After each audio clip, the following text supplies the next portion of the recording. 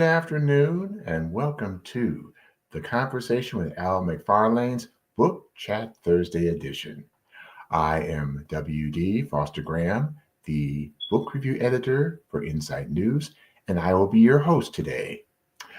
The Conversation with Al McFarlane provides robust, stimulating, inspiring, and informative conversations about all matters pertaining to the African American and African diaspora.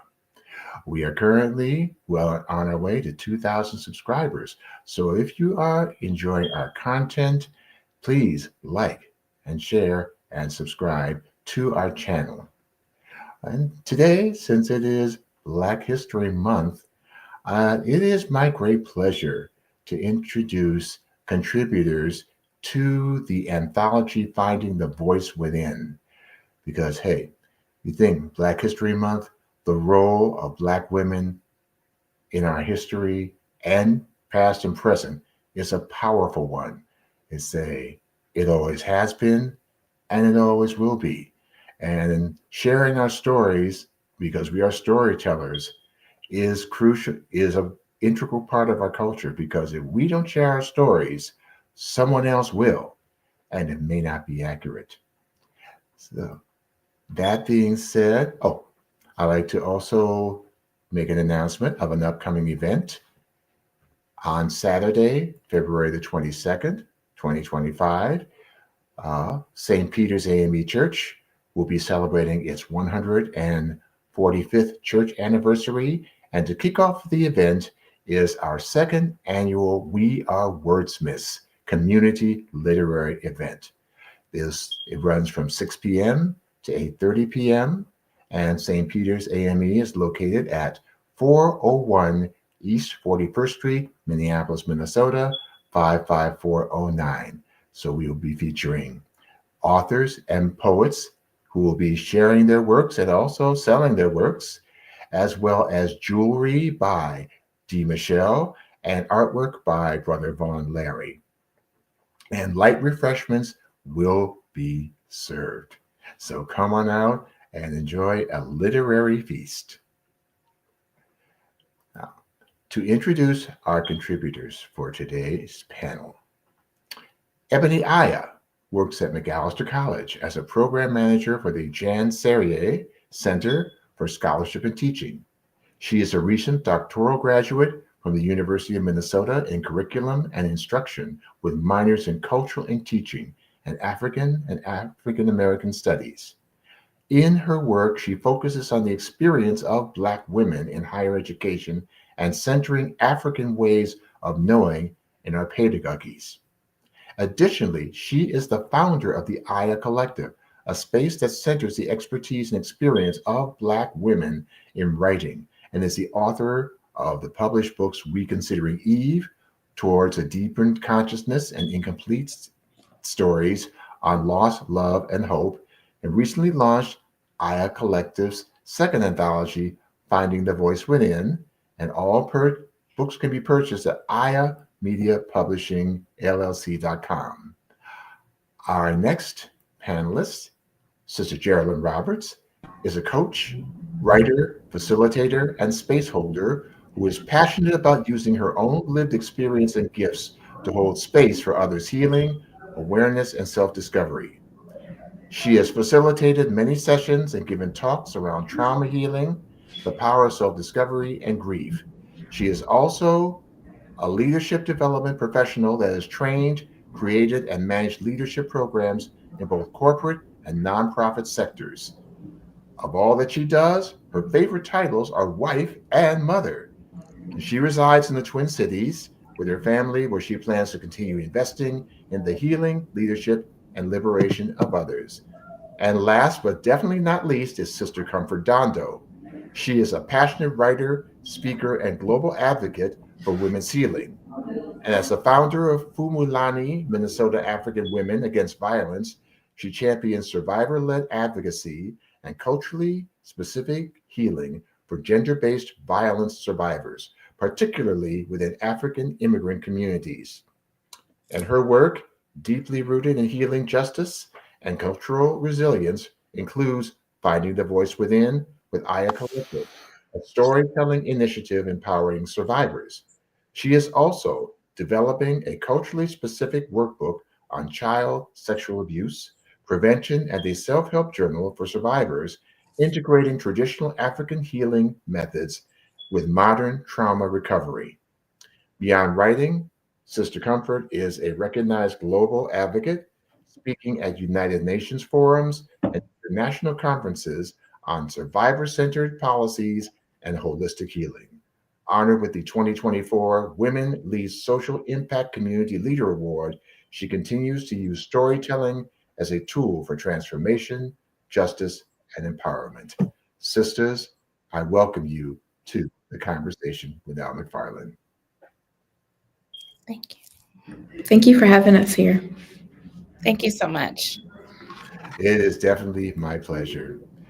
So, as today we're talking about finding the voice within.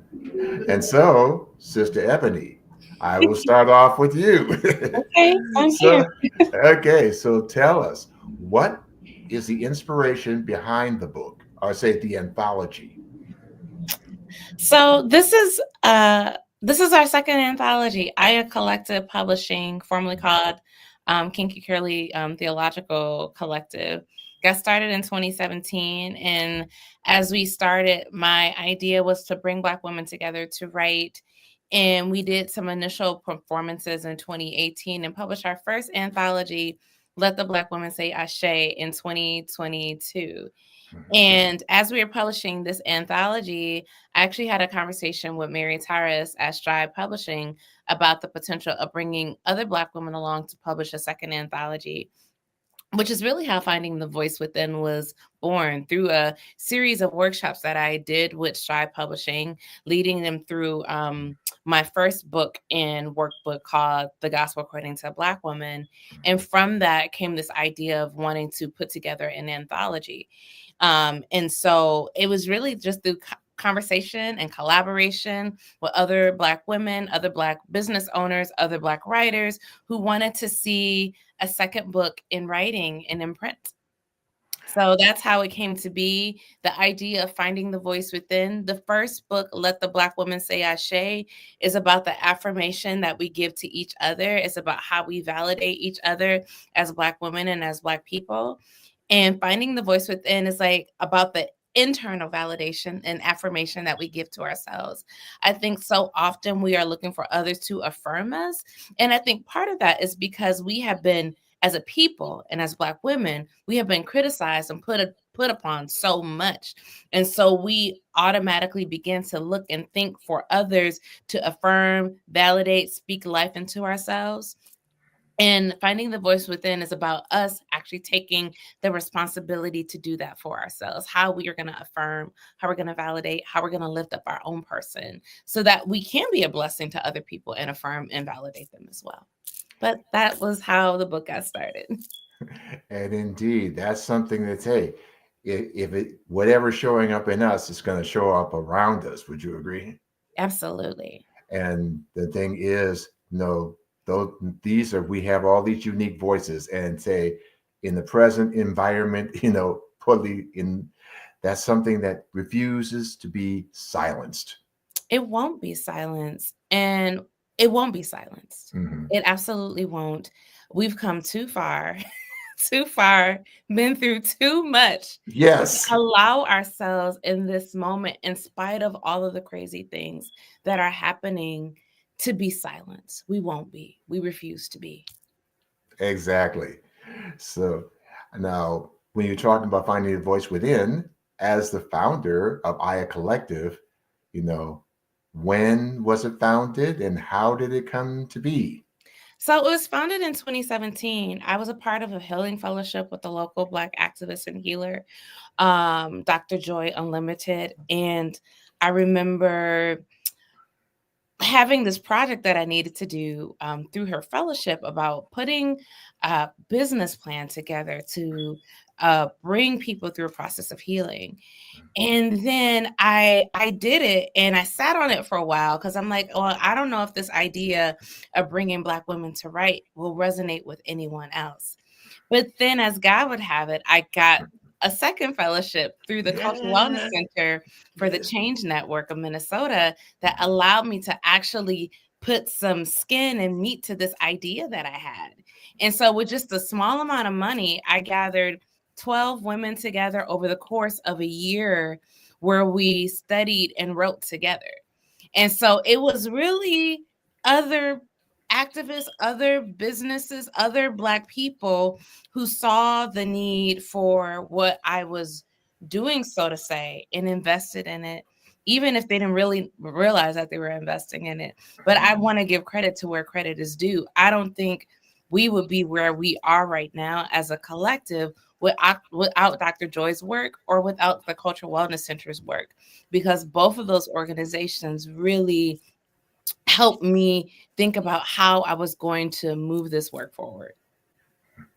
Indeed, indeed. What they say, we give credit where credit is due and give our flowers to people while they're here. Yes. And that is just so important. So, um, for me, I can get about having the focus and the primarily focus. For our viewers, why do you focus your work on primarily Black women coming together to write? Because I was in in a former life, not too long ago, actually. So it wasn't that former ago. I was a licensed minister and preacher, went to seminary, have these degrees and all of the loan debt to prove I have the degrees, Mm, and found myself in church spaces where there just wasn't many opportunities for Black women to preach and teach. And so this was really about like giving us that opportunity and that platform to do that.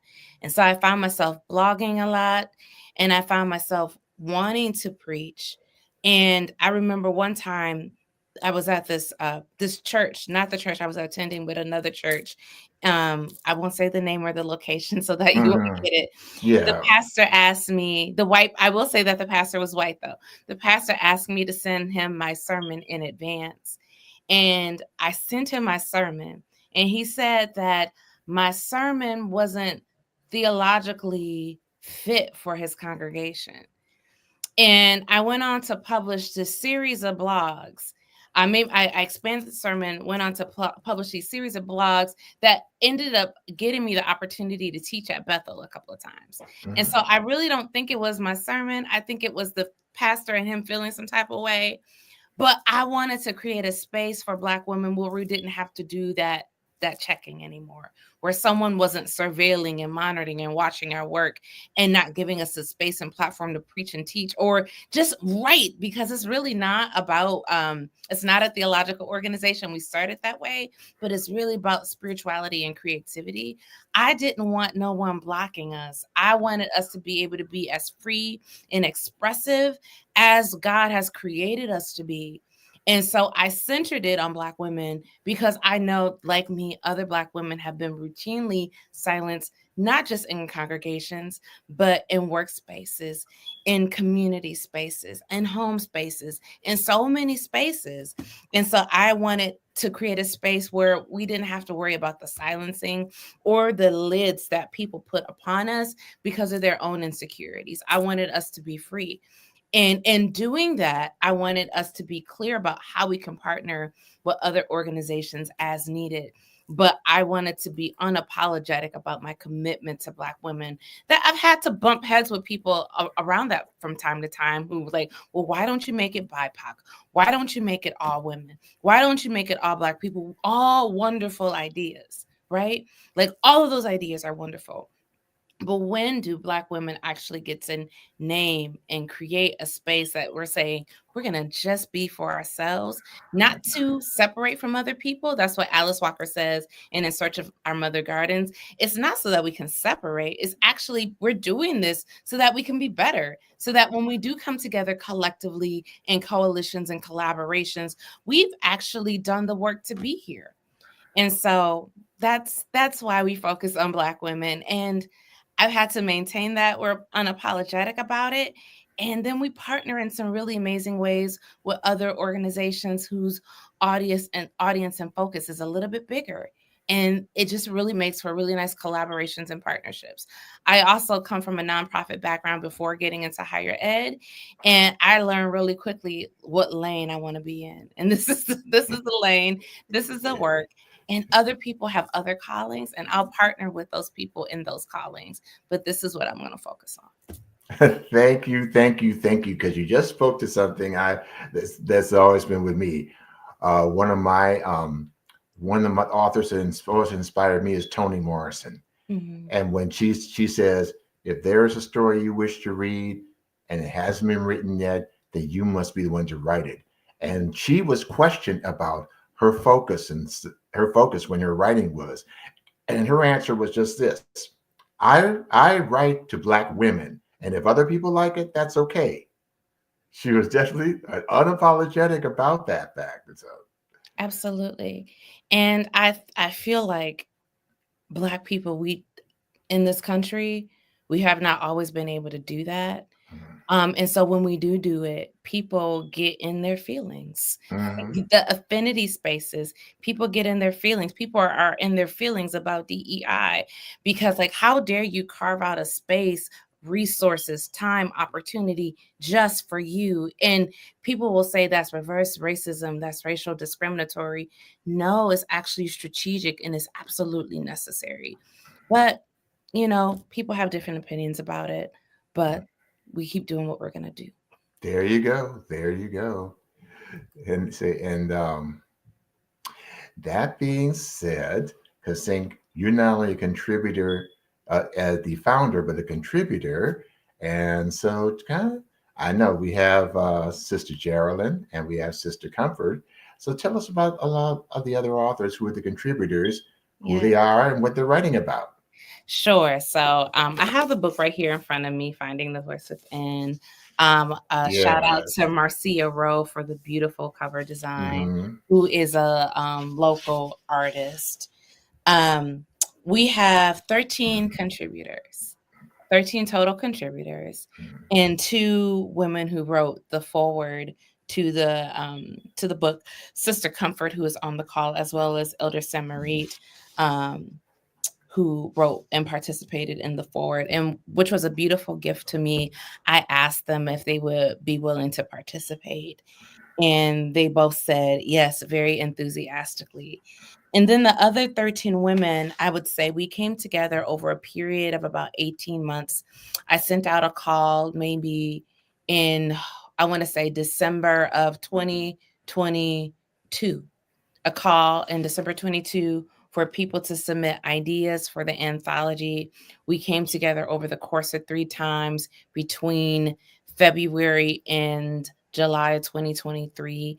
People submitted their final versions by December of 2023, just to outline the process. Yes. And there are some really beautiful contributions. And so Maya Mason is writing about hair, and I love it. It's an absolutely beautiful piece. Yes. She's talk about having lupus and what it means to lose your hair when, as Black women, we've been this idea of beauty has been attached to how long our hair is, what it looks like, what it functions like. Jamila Crawford is writing a collection of poems, which are really, really beautiful. At the beginning of each poem, she includes a scripture passage, which is really amazing. Holly Fiddler is also writing a collection of poems. Denise Walker writes about some of the silencing that she experienced as a young girl, and writes a letter to her daughters about overcoming that silencing. Jaralyn Roberts, who's also on the call today, Yeah. wrote this beautiful, I mean, like, I read this and I was in tears, writes this beautiful piece about her brother and the process of finding her voice again in this piece called Buried but Not Lost. Yolanda Mack, another amazing writer, writes this beautiful fiction story called The Return. Teresa Thompson Nix also writes another fiction story about the Sister Light Collective, and Maya finds her voice. Pamela Fletcher Bush, who's with the St. Paul Almanac, contributes a series of poems to this piece as well. Sister Peace writes a collection of poems that she and has in this book.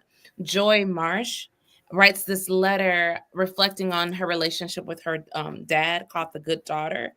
I wrote a fiction piece that I started in 2022, finished in 2023, about my experience in grad school that I fictionalized in the furthest way possible.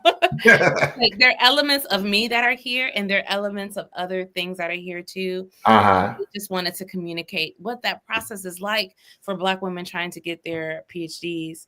Jean Lloyd, who was at our Sacred Saturday session last week, we hold a monthly session where Black women come together and write. And Jean Lloyd was our guest presenter last week. Jaralyn was our presenter in January. And Jean writes this story about her own life, and she calls it "How the Hell Did I Get Here?" And then Elder Amoke Kaba, a community elder and activist and artist, and so many amazing titles, writes this story called "A Crying Child." And then there's a conclusion that I write, kind of in dedication to my mother. But like this book, when I read the book as like going through and editing the pages and like making sure that we have commas where we need to have commas and periods where we need to have periods, that whole thing. Yes. Even though I'm not an editor, I'm like, I am still, as someone who's responsible and a steward of the project, I still need to go through and do my own due diligence. As I went through this, I just felt this deep sense of, these are the stories that we as a people, we as Black women need to hear to heal ourselves from the wounds that we have endured over lifetimes. Indeed. And I was just so in awe. I was so in awe. The first time I read through the stories, I had COVID. And so when they first came in I think September 2023, I was reading them and I'm like, I might be delusional because I'm sick with the COVID, but these stories are amazing. And then when I read them again, I'm like, no, I wasn't delusional. These stories are absolutely just amazingly tender and what we need to hear right now. And it's so much now more than ever, I will say that. Definitely. And so when it comes to the anthology, since we have Sister Comfort here, I know you wrote the foreword to the anthology, but I want to ask you some little questions first here. Now, you explore the power of storytelling in healing trauma.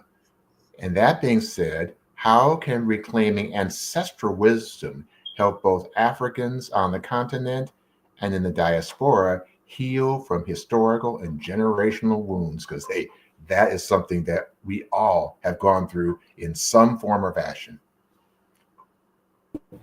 Thank you so much. I want to say first, thank you to my sister Ebony, for leading this work, and thank you for making space for a lot of Black women. Let me start by rehashing what Sister Ebony shared around how we actually met. We met through the same fellowship, the Cultural Wellness Center.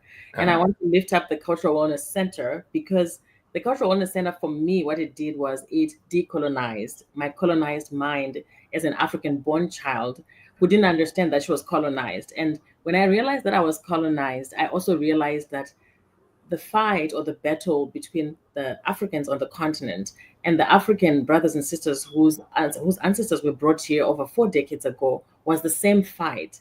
But what the colonizers did was they dismantled the love we have for each other. So divide and rule, divide and conquer.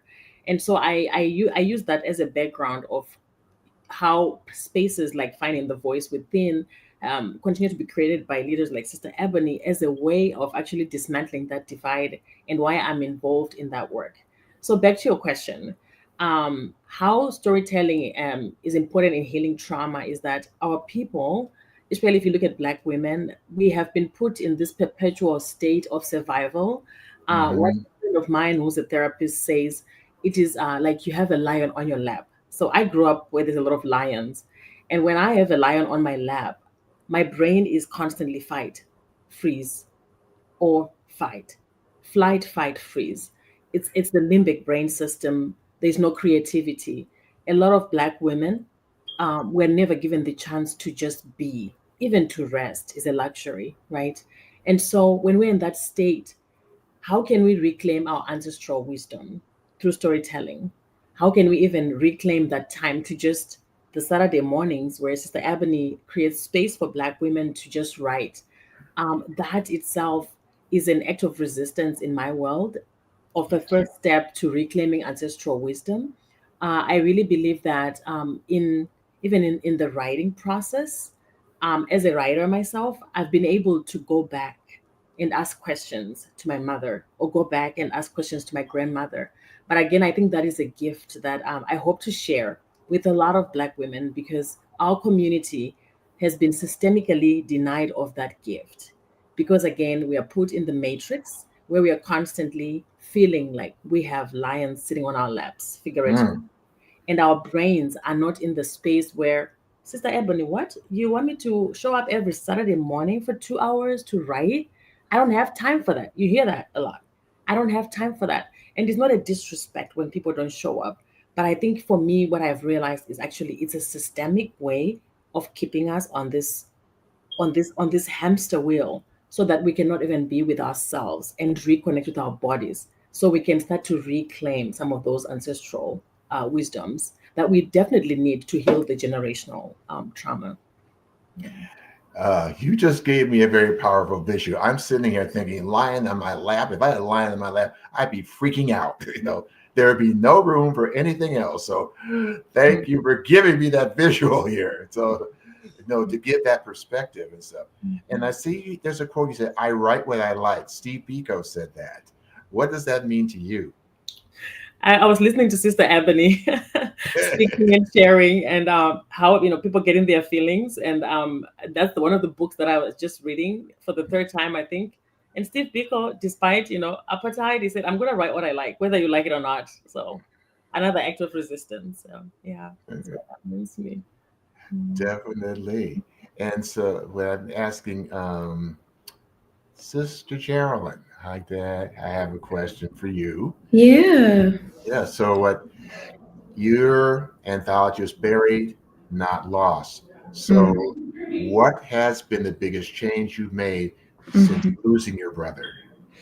Yeah, I so being a part of this anthology has just been a huge blessing for me. I know that like I'm a writer, but this opportunity that Ebony gave me to be a part of this really for me solidified storytelling, the role that it plays in my life, and that I can do it. And so my piece is really about the idea, when somebody goes through a traumatic experience, a lot of times we hear people say, I lost my voice, right? What I'm saying is, you didn't lose it. It was just buried beneath all of the traumatic experiences, all of the things that the world puts on us, on who we should be and who we shouldn't be. But the truth of who we are, our true authentic voice, is always there, and it always has been there. And so it's really about healing process in order to get to that authentic voice. And so for me, I talk about the healing journey and the grief that I carried and still continue to carry around losing my brother in 2019, who was murdered, and he was 23. And so this piece is a really personal and vulnerable piece, but it is a story that a lot of, especially Black people, experience. And we're not always given that permission to talk about what that experience is like and what that healing process is like, And so for me, I think one of the biggest changes that I've made since losing my brother, and it may sound cliche, but we always hear tomorrow's not promised. But it was in that moment where I realized tomorrow really isn't promised. He was 23. He had two boys. Had dreams and goals, and it was snatched away so quickly. Mm. And so it was in that moment where I realized, like, wow, tomorrow really isn't promised. And so, who am I today? Who am I in the context of all that has happened? And so, really allowed me to make space for some real self discovery work of like, who am I? Like, what do I like? What don't I like? Why am I doing the things that I'm doing? And so, since then, a lot of things have changed in my life. I work somewhere different. I do things differently. My circles of influence are different. I'm learning that no is a complete sentence, right? And so just learning boundaries and all these things about myself, because I realize that tomorrow it really can be gone. And so sometimes I say, my brother died, and so that I can live. And what I mean by that is, for so long we just kind of walk around just a zombie, right? Like, we're just doing the things every day that we know we're supposed to do. We're being the people who other people say we are. We're not really taking the time to discover and explore our own dreams and futures and brilliance. And so it was that snap moment of him passing away where I was like, oh no, like, I really Mm. need to take the time to live the life that I'm supposed to live, not the life that everyone else is telling me I'm supposed to live. So I would say probably that's like the biggest change in mindset, really. Indeed. But you already answered my next question. So I want to go to one more, and then we're going to go to sharing excerpts from this anthology of this powerful work. Yeah. So, Sister Jaralyn, what practices have been most helpful and not helpful for you as Mm. you've been journeying through your healing process? That's a good question. I think for me is I still have some, I'm working on it, but I had a bad habit of like shoulding, right? Like, I shouldn't feel this way. I shouldn't be doing this. There's an expectation around grief, and I think in society where after a certain amount of time, okay, you're supposed to just move on. But there might be a song, a moment, or whatever that brings up a wave of grief for me. And so instead of being like, um, I shouldn't feel this way. It's been X amount of years. And so I shouldn't allow this grief to come up, or I shouldn't cry, or why am I sad by now? It's just, no, like, the practice of just allowing myself to be whatever comes up for me has been so helpful, and just acknowledging the feelings and the humanity, especially of us as Black folks as we're grieving. There's this like unrealistic expectation of like, oh, Black people are so strong, they don't need to feel. Like, no, we have feelings. And I feel very deeply. And so when those waves of grief come, I think allowing those things to come, and then also like not letting others dictate what my grief looks like, but me checking myself and not dictating what others grief looks like, because I think there that could be a habit as well. And so that's a practice that doesn't work. When I try to dictate what other people's grief look like, or how they deal with their grief, or what that looks like, that is not helpful, and that is not helpful to me or nor anyone else. And so I would say that's a practice. The other thing I would say is just somatically being in my body and really knowing what the grief feels like, where I feel the grief, and crying. Like, there's times where I might cry. I don't even know I'm crying. Okay. But I know that I have a cry in my spirit that needs to come out, and I'm going to cry that thing out. And sometimes I truly believe like my tears aren't for me, but I may be crying for someone else who is not able to. And so just somatically being aware of my body, the feelings in my body, the sensations that grief brings in my body, allows me to really work through it, and let those emotions pass versus holding on to it. Because when we hold on to things and we don't allow those things to come out, they manifest physically too. And so, how do we give ourselves permission to not only heal spiritually, mentally, and emotionally, but physically through those same practices? So, I would say those are like some practices that have been really helpful. I can appreciate that, especially when we live in this society when men aren't supposed to cry. And so then, but me, I know, I remember, I love Aretha Franklin, the queen and stuff. So, but when she died, I cried for 3 days. And with that, and same thing with my mother passed away in 2023. I get where I can relate, because all of a sudden, no, some things would hit me right away. They didn't happen at the time of her homegoing, but it happened maybe months later, and when it just hit, it hit and stuff. So I thank you for that insight on that. Yeah. And can I just add too, like, allowing ourselves to grieve things beyond people is Mhm. really important. So maybe there's dreams that you're grieving, maybe there's moments or conversations, or just that grief goes beyond just like losing a loved one. Whatever, you might grieve what you thought your life might be that it's not, or you know, a place you wanted to go that you never got to go. Like, grieving is, so we box it in, and I think there is power in allowing yourself to grieve things outside of just losing loved ones. Thank you. Thank you. Yeah, thank you for the added insight for that. Now, so far as sharing, I'll start here since Sister Comfort, you did the forward. We'll start with you, and then Sister Jaralyn, and Sister Ebony, since you're going to do the conclusion, you will wrap it up. Thank you So so much. Awesome. All right. I will share part of the forward here.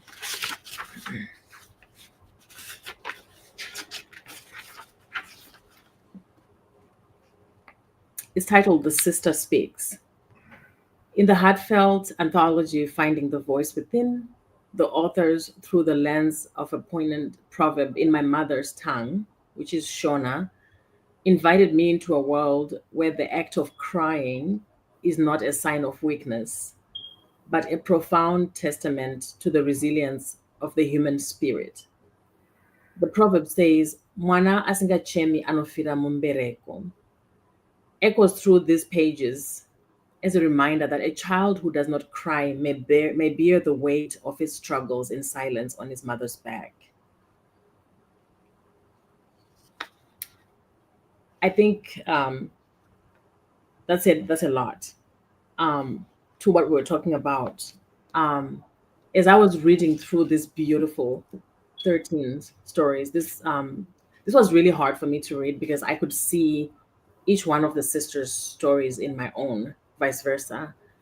And as I was reading each one of them, and some of the sisters I know personally, um, this proverb around the child who does not cry will die on his mother's back, the breaking of silence, the shattering of silence, is why I wrote part of this forward, because for me it kind of embodied the themes that I saw in this beautiful book. Um, I will end with reading one of the stories that I highlight. Reading through Sister Holly Fiedler's collection of poems touched a raw nerve. For me, her analogy of eggshells is a symbol of avoidance, and the sharp cuts from these shells represent the detrimental effects of not facing one's giants. As the youngest child in my family, I was assumed to be the strongest and a provider.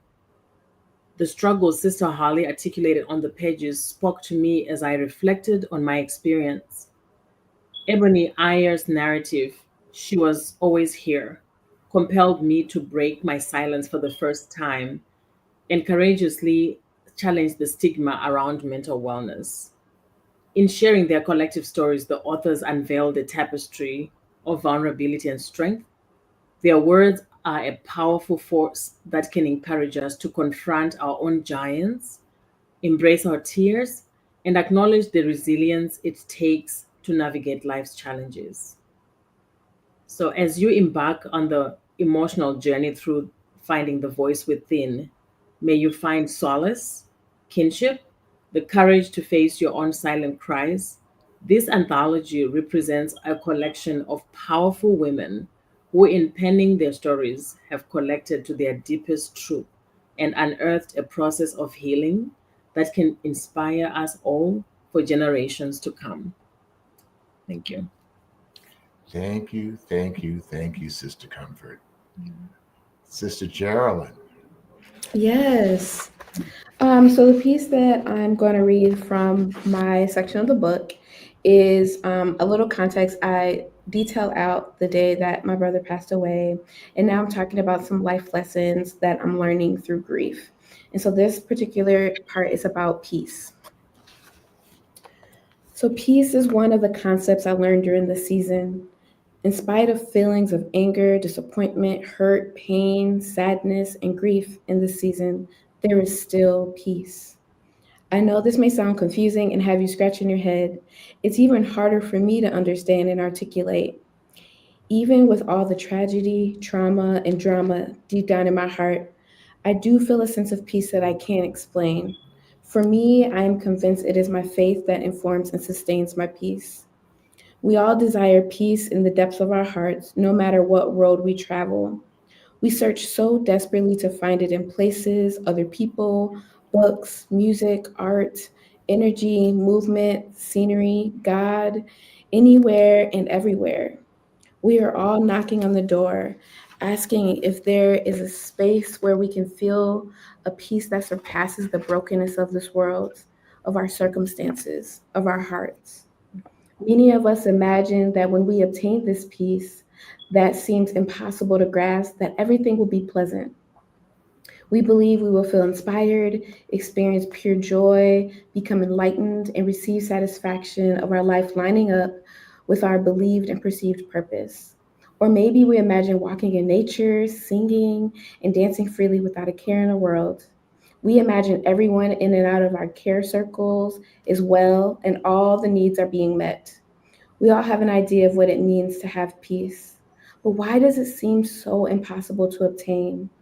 Why do we spend thousands of dollars on others to show us where to find this peace or to discover the magic formula so the peace we all imagine will manifest?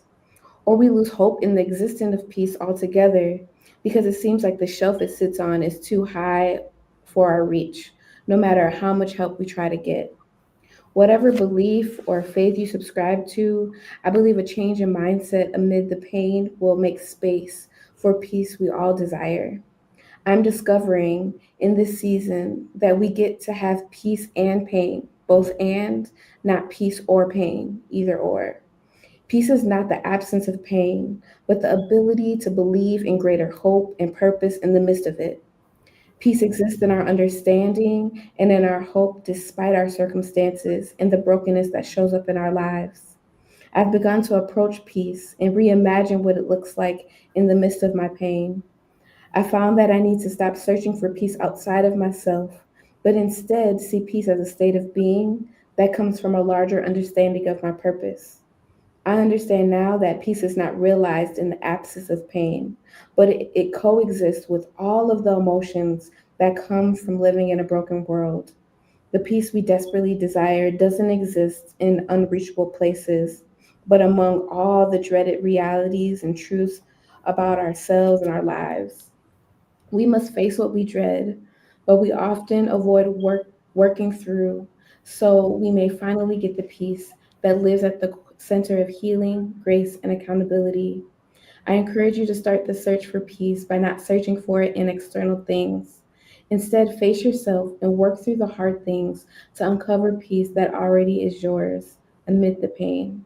And as we do the deep heart work, we will begin to feel the presence of peace in our hearts. Remember, it's not an either or, it's a both and. Give yourself love and grace through the process. None of us have arrived, and we all experience pain, but I pray our eyes will be opened in the midst to see the light in the darkness. And I'll stop there. Thank you, thank you, thank you, Sister Jaralyn. Sister Ebony.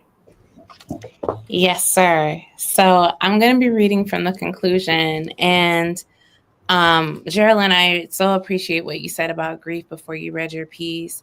And you talked about grief isn't just the process of losing someone.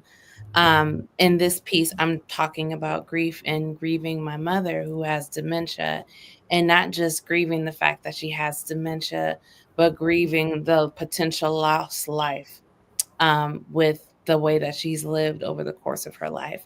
So I'll read it. And I just wanted to say that grief is so much more than a physical, tangible loss to eternity. It is so much a part of our lives. And I think as Black people who've experienced so much, we don't always name the fact that we're not just grieving death.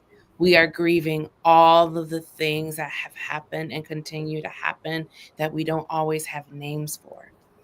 And I feel like that makes it into the book and is a part of the piece I'm going to read. I'll stop preaching and I'll actually read now. Hey. I can't get away from it. I'm sorry. Conclusion. At the time of this writing, my mother is living with dementia.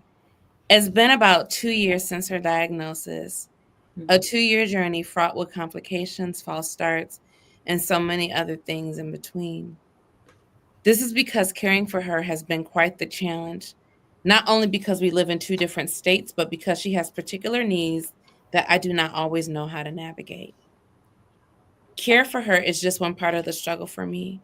The other part of the struggle is the grief that I walk around with daily, not only of her getting older, but the life lost as she succumbs to this disease at an age that feels so early to me.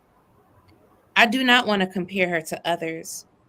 Still, I cannot help but think that about other 70-year-olds in my family, my community, and across society who are thriving in ways she is not.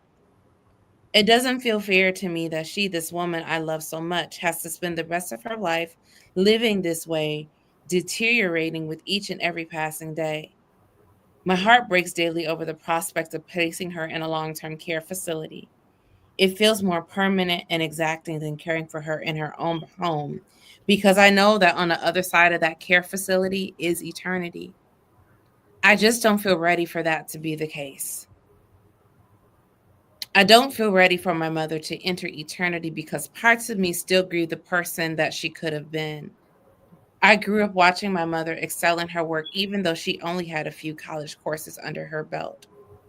I saw her get a home that we own remodeled entirely and paid for by the government with grants and other programs. And all these years later, I still ask how, and I'm trying to figure out how those resources might still exist. I experienced her raise my sister and me on 37th and Lisbon in Milwaukee, Wisconsin during the 1990s, in a home that was shot up so many times I had nightmares in my early 20s. Despite the horror surrounding us, she fiercely protected and provided for us. When it was time, she moved us away from that space to a marginally better neighborhood. This is all to say that I saw what she was capable of. When I graduated from high school and came to Minneapolis for college, I remember holding such deep pride over what she could accomplish with relatively few resources. But I also remember from the time that I was 14 being absolutely heartbroken over the deep sense of pain that was in her heart as a result of what she experienced in this world. It was a hurt that I felt did not propel her forward and cause her to fight against all odds, but a hurt that made her more and more of a recluse and eventually made her sick. You see, her pain, while completely legitimate, was something she allowed to paralyze her into inaction, particularly after my sister and I were out of the house. From the ages of 50 through 70, I watched her decline a little more each year as she insisted on isolating and withdrawing from the world, lest anyone else cause her pain. Unfortunately, I believe that her isolation not only made her sick, but it also caused her to shrink back from the purpose and plan that I believe the divine had for her life. 72 years, and I pray she have many more years with her. I cannot change the trajectory of her life. I am not God, and that is not my job, but by God. There has to be more for her, more peace, more love, more joy. I guess what I want for her is that when she gets to eternity and looks back over her life, that she knows beyond a shadow of a doubt she accomplished what she came to do. And that despite the hurt and pain, her existence wasn't in vain. I wish this for my mother whenever she is ready to join the land of the ancestors. And I wish that for all of us. I wish that each of us, bearers of God's light, can ultimately live up to the potential that is inside all of us. I pray that each of us, whether we are called to be painters, musicians, estheticians, writers, doctors, preachers, teachers, bankers, carpenters, mechanics, nurturers of our families and communities, activists, storytellers, or whatever else, can realize who we were destined to be so that in God's time, when we join the land of the ancestors, we can cross over with no regrets. When I think about the collection of stories in this book, Finding the Voice Within, I think about a collection written by fiercely talented Black women who are strengthening their voices so that we can. I think about writers working to not allow the barriers erected by oppressive institutions, systems, and individuals to keep them from articulating a vision of the world the way it could be and living into that vision. Beyond a shadow of a doubt, these women are healers and visionaries. They are who we need to rectify the pain and hurt that exists in the world. Their words are anointed, and their embrace is full of sweet richness that can strengthen the weary hearted with the nary a word. I'll leave it there. Whoa. Mm. Wow. Oh. Yeah. Hey, viewers, you heard it here. See, without a test, there is no testimony. and each contributor has shared a testimony. Now, I'm going to ask a question that I do ask all of my authors, poets, and writers. And my question is this: what advice would you give to your 13-year-old self from where you are now? Any one of you can start.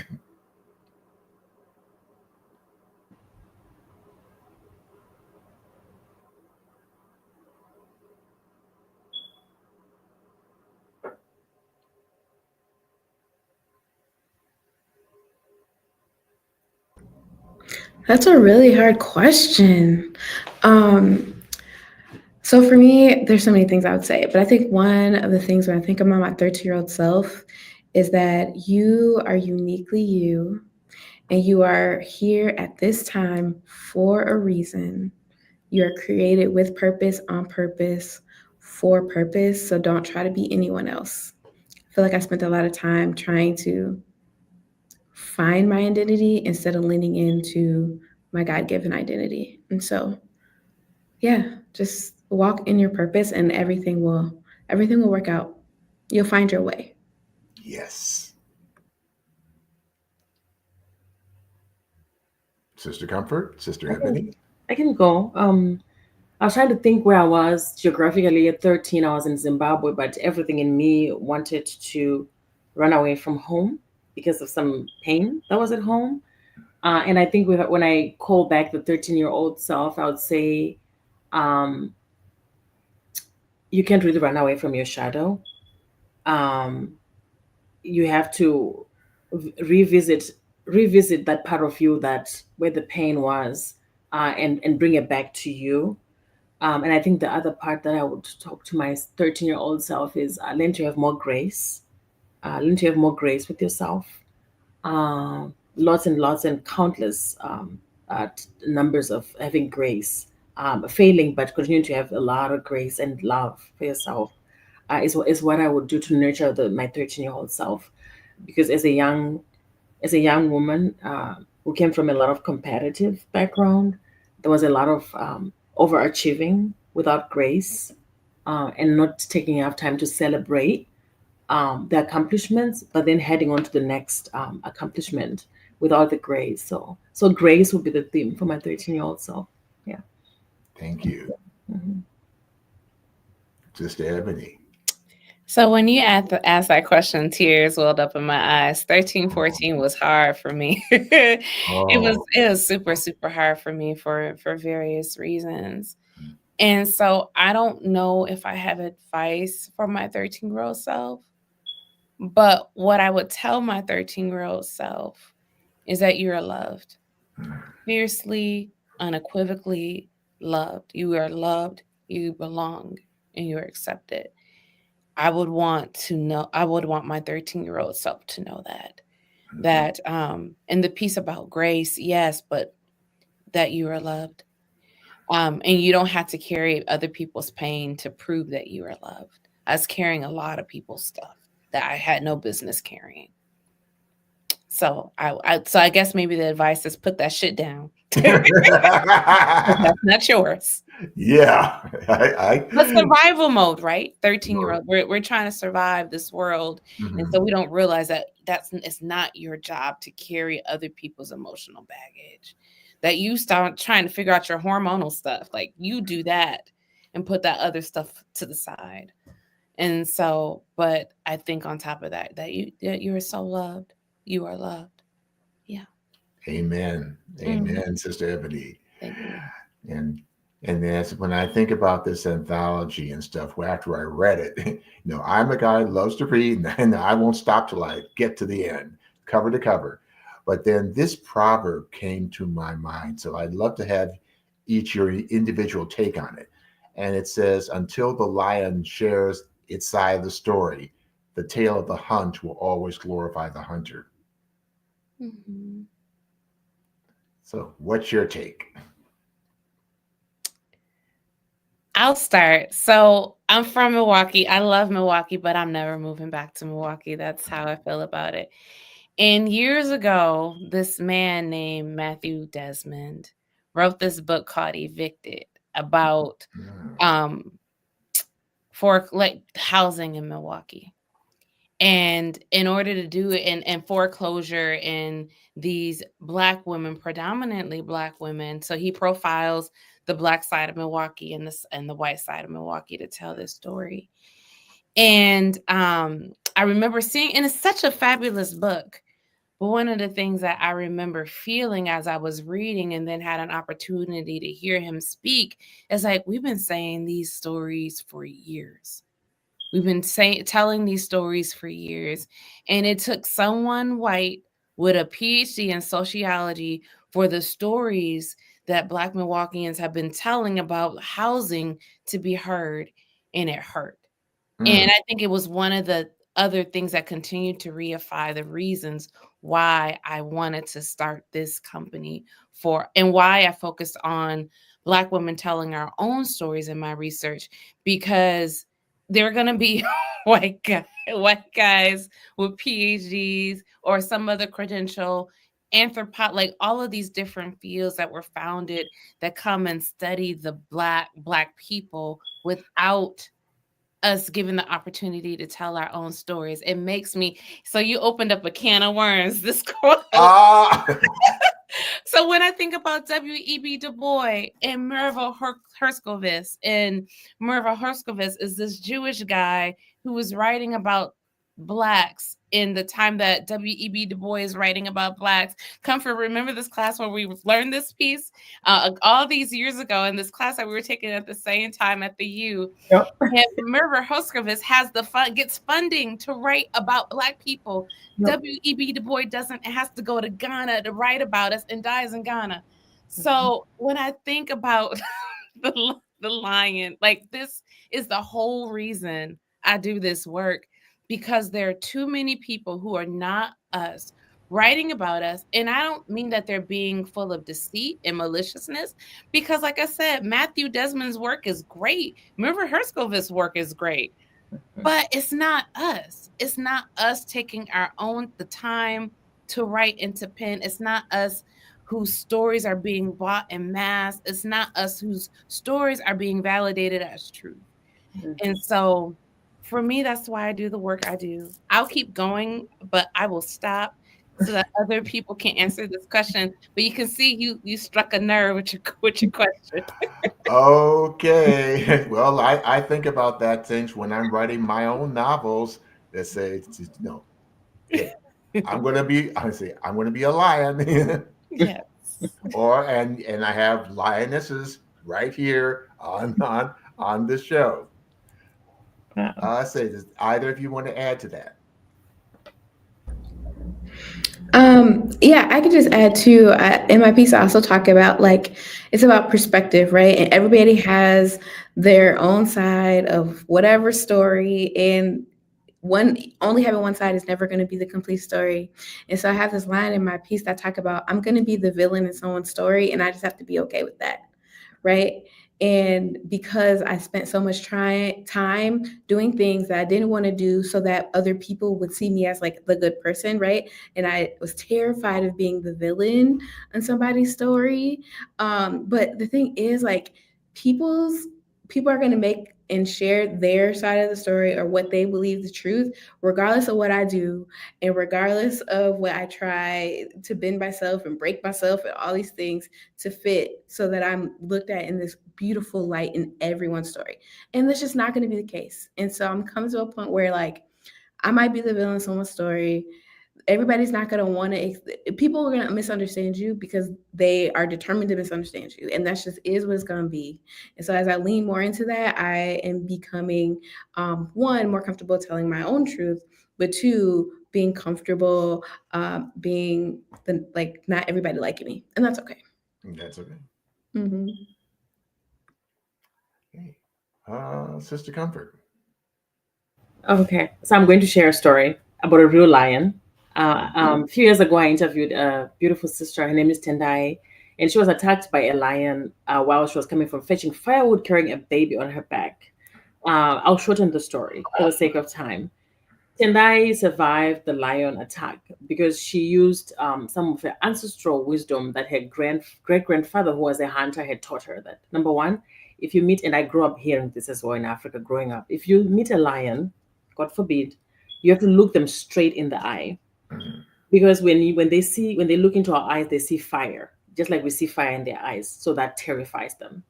Tendai would share with me why she thinks she survived. She said, I survived because of my great grandfather. I said, is he still alive? She said, he taught me this trick of looking in the lion's eyes. And each time she did that, the lion would pour sand into her face so that she cannot see. And when she puts her head down, the lion would throw its claws on her back. And the lion never touched the baby, the child, because the child was just staring at it. Why do I share this story? If Tendai didn't survive to share her story, I would never have these tools where I to meet the next devourer, where I to meet the next, where I to be prey to lion. And I think this goes on to our community, because we have lived to survive. We've survived, sorry, and lived to tell the stories of our ancestors, of our great grandmothers, Sister Ebony, of your mother, the stories of some of our ancestors who were not able to be given the ability to even write, or even read. I think this proverb really resonates with me in the importance of continuing to tell our own stories and continue to reshape the narratives, and not ever let the hunter get away with a trophy without us telling our side of how we fought back or how our ancestors fought back. I just thought I would share that story. It will live with me into the other side, because that was a powerful, powerful testimony of a survivor, who survived a lion attack and lived to tell how she did it. So, yeah. Indeed, Mm. I could easily have this conversation for another hour, but since I could definitely I'd love to have another more conversation. So, but in conclusion, here, where can our viewers and readers purchase Finding the Voice Within? So we prefer that you purchase it directly on our website at ayamediapublishingllc.com. Again, that's AYA Media, MEDIA, Publishing, PUBLISHING, LLC.com, Aya Media Publishing LLC.com. You can also find a link at Aya Collective and Men.com.